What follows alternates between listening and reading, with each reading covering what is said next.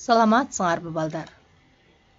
Силер менен Ташполот Жапаров атындагы орто мектебинин физика мугалими Кудайбердиева Кундузай Кумарбаевна.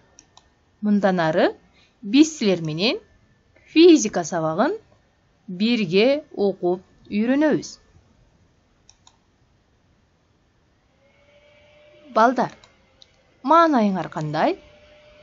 Бул менден силерге белек болсун. Анда эмесе, маанайыбыз жакшы болсо, сабакты баштасак.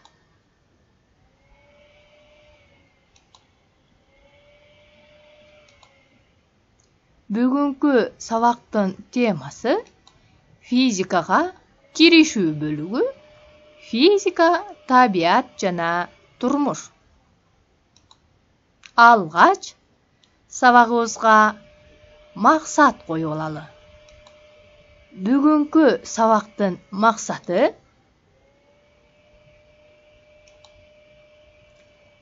физика жөнүндөгү негизги түшүнүктөргө ээ болосуңар, табият менен турмуштун байланышын билип аласыңар, физикалык кубулуштун түрлөрү менен тааныша аласыңар. Анда эмесе, сабакты баштайбыз. Эмне себептен бул сабакты үйрөнүү керек? Айланага карасаң, жаап жаткан кар же жамгырды, сүзүп жүргөн булуттарды, арык же дарыяларда агып жаткан сууну көрөсүң. Булардын бардыгы жаратылыштын кубулуштары болуп саналат. Бизди курчап турган табияттагы өзгөрүштөр жашообузга түздөн түз таасирин тийгизет.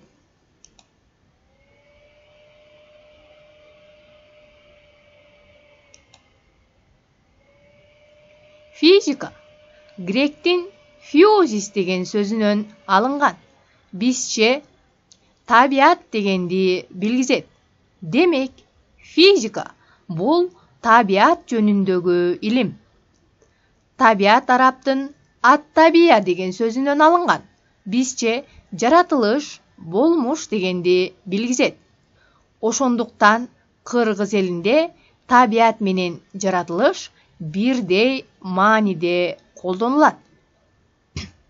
Демек, балдар, силер буга чейин 5-класста табияттаануу сабагын окугансыңар.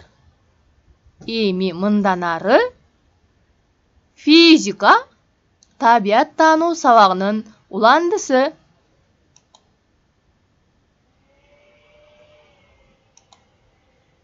Адамзатты курчап тургандардын бардыгы алсак, жаратылыш, тоо таштар, мөңгүлөр, булуттар, асман, жер, бак дарактар, курт кумурскалар жана жаныбарлар, ал гана эмес асмандагы жылдыздар, күн системасы, планеталардын жайланышы, күндүн түнгө, түндүн күнгө айланышы, күнгө өтүшү, булардын бардыгы жаратылыштын бир бөлүгү болоорун адамдар өздөрү табият же жаратылыш деп атап коюшкан.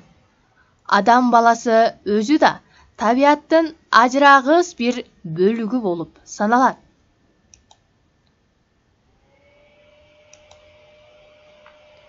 Турмуш бул элдин күндөлүк жашоо тиричилиги. Адам турмушунун деңгээли адамдын табият менен болгон мамилесине, жөндөмүнө жана аракеттеринин жемишине жараша болот. Физика термини биринчи жолу байыркы гректин ойчулу Аристотелдин биздин заманга чейинки 384-322 жылдардагы чыгармаларында кездешкен.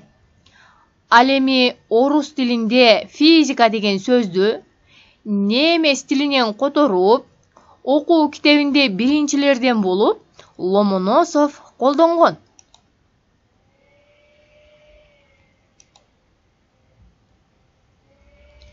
жаратылышта болгон жана болуп жаткан өзгөрүүлөрдү үйрөнүү менен адамзат өз турмушун жакшыртуунун камын көрүп келген.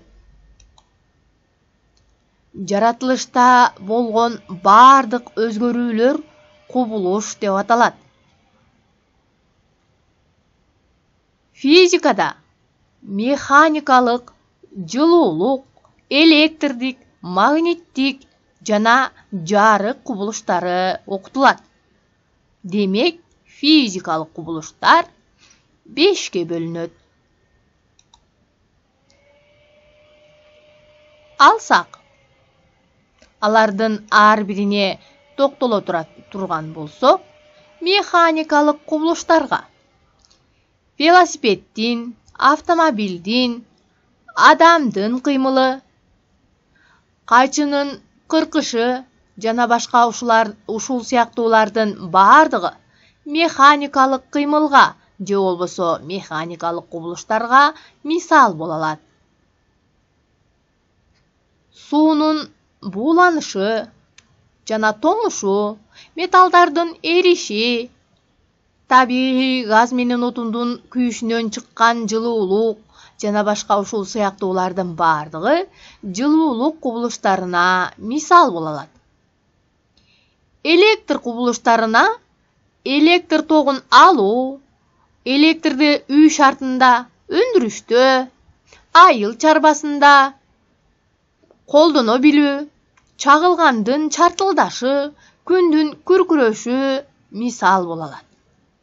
Ал эми жарыктын таралышы, анын нерсе жана предметтерден чагылышы, абада күн желесинин пайда болушу жарык кубулуштарына кирет. Магниттик кубулуштардын мисалы катары магниттин темирлерди өзүнө тартуусун, компастын жардамы менен жердин уюлдарына жараша багыт алууну, электр тогун пайда кылуучу түзүлүштөрдүн иштешин мисал катары келтирсек болот.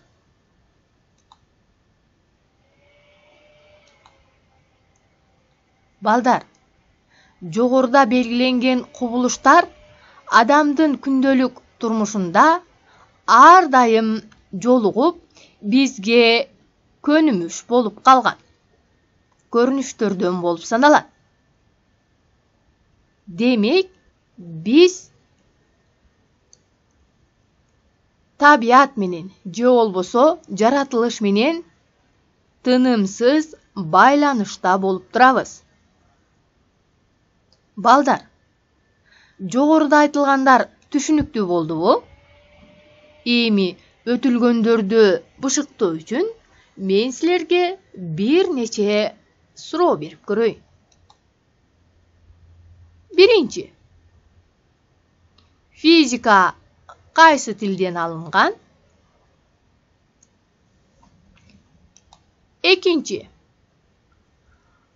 адам турмушуна табияттын тийгизген таасири кандай? Үчүнчү, кубулуш деген эмне?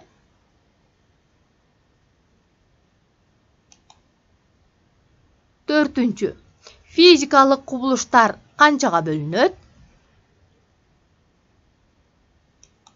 Бешинчи, жарык кубулушуна мисал келтирип өткүлө.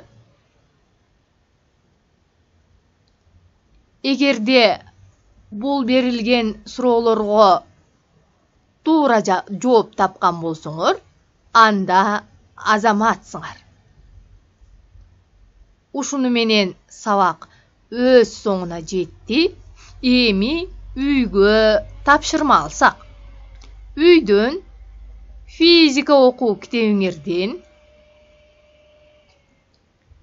физика, табият жана турмуш темасын окуйсуңар, негизгилерин конспектлеп аласыңар. Көрүшкөнчө саламатта калгыла.